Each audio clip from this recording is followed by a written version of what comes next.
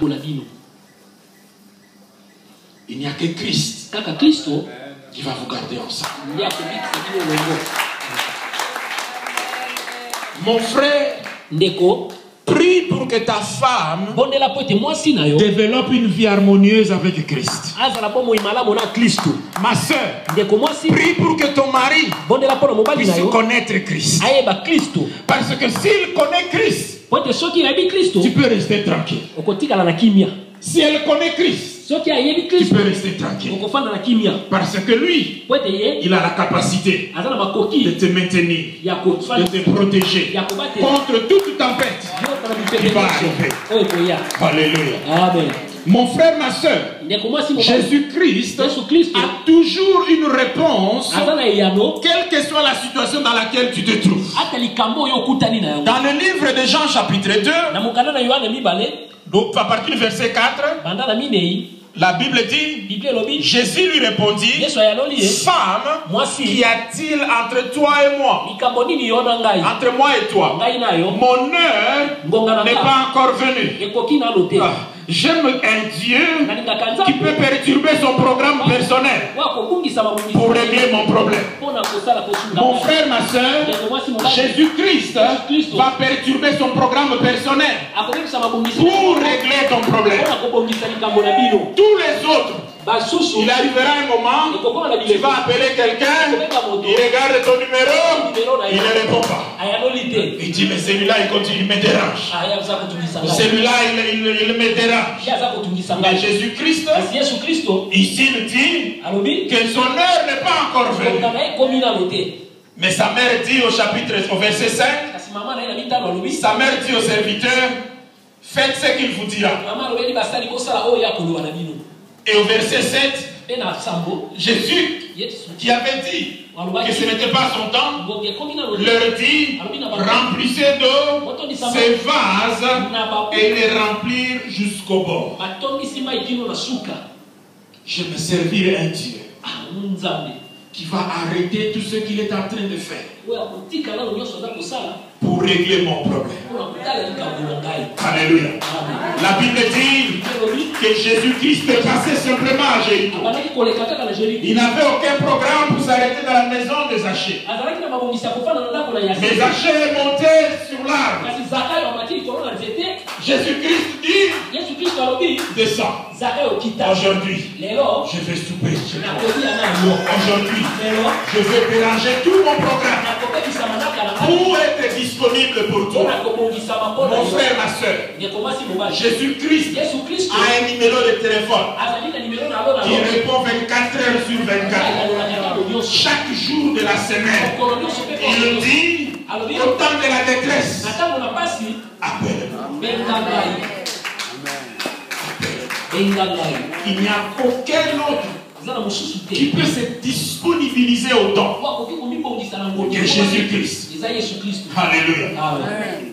Mon frère, ma soeur, Jésus-Christ a le pouvoir de menacer la tempête qui va souffler sur votre vie.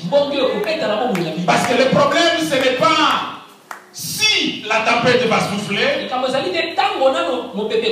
Le problème, c'est quand la tempête va souffler. Parce que la tempête, elle va souffler.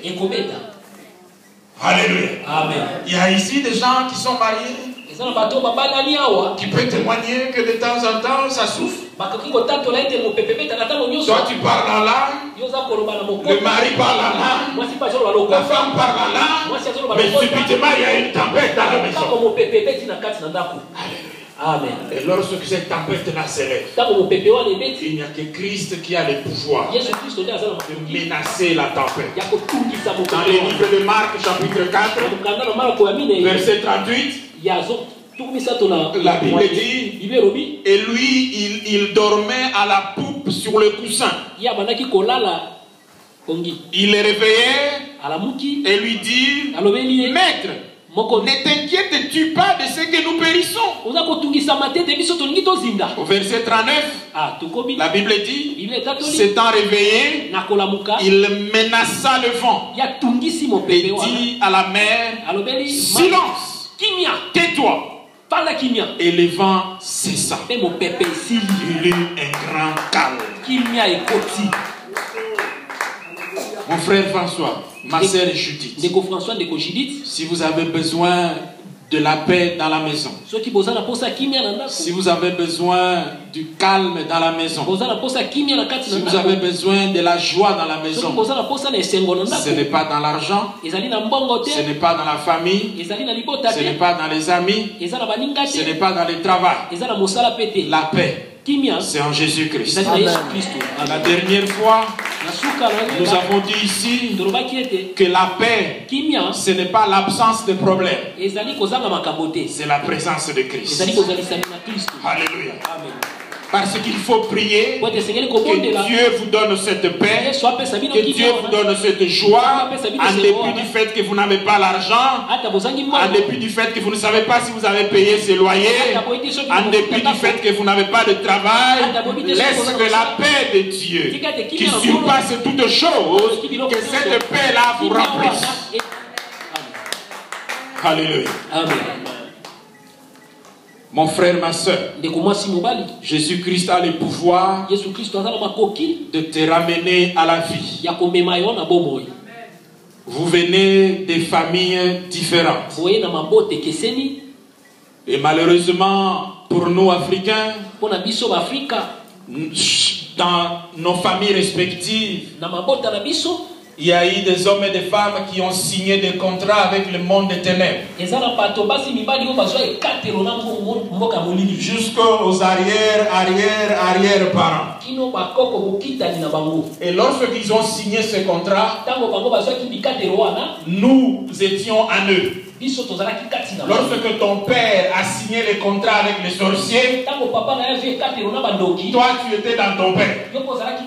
Automatiquement, tu fais partie de ces contrats.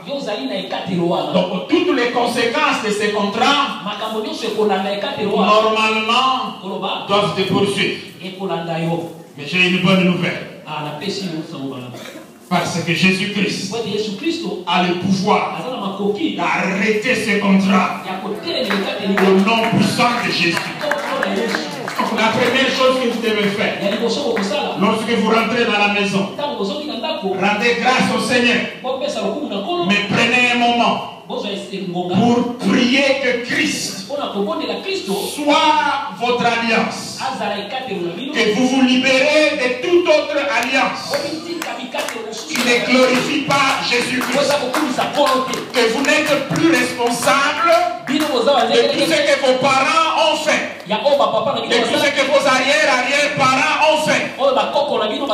Si ils vous ont entraîné dans des alliances qui ne glorifient pas Dieu, vous dites à Jésus-Christ, à partir de maintenant, prenez-nous dans ton alliance. Laisse que l'alliance que nous faisons avec Christ maintenant soit établie sur le sang de l'agneau, sur le sang de Jésus-Christ. Parce que ce que vous ne savez pas, certains de ces contrats ont comme implication que vous n'aurez pas d'enfants, que vos enfants ne vont pas évoluer, que vous n'allez pas réussir parce que vous avez été vendu. Mais il vous faut, de manière explicite, demander à Jésus-Christ de couper toutes ces alliances. Lorsque lui et lui seul soit votre Seigneur, soit votre autorité, qu'il puisse boucher vos oreilles de tous ceux qui ne correspondent pas à ce que lui il dit, que les sorciers du village, lorsque ils déclarent des choses, que ces choses-là ne vous atteignent point, parce que maintenant vous êtes dans une autre famille, la famille de Christ. Vous êtes dans une autre alliance, l'alliance de Christ. Que son nom soit élevé. Mon frère, ma soeur, avec Jésus-Christ, la gloire de la seconde maison sera toujours plus grande que celle de la première. Dans le livre de Jean chapitre 2, au partir du verset 9, la Bible dit, quand l'ordonnateur du repas eut goûté l'eau changée en vin, ne sachant d'où venait ce vin, tandis que le serviteur qui avait puisé l'eau le savait bien, il appela l'époux et lui dit, tout homme sert d'abord le bon vin, puis le moins bon après. On s'est enivré.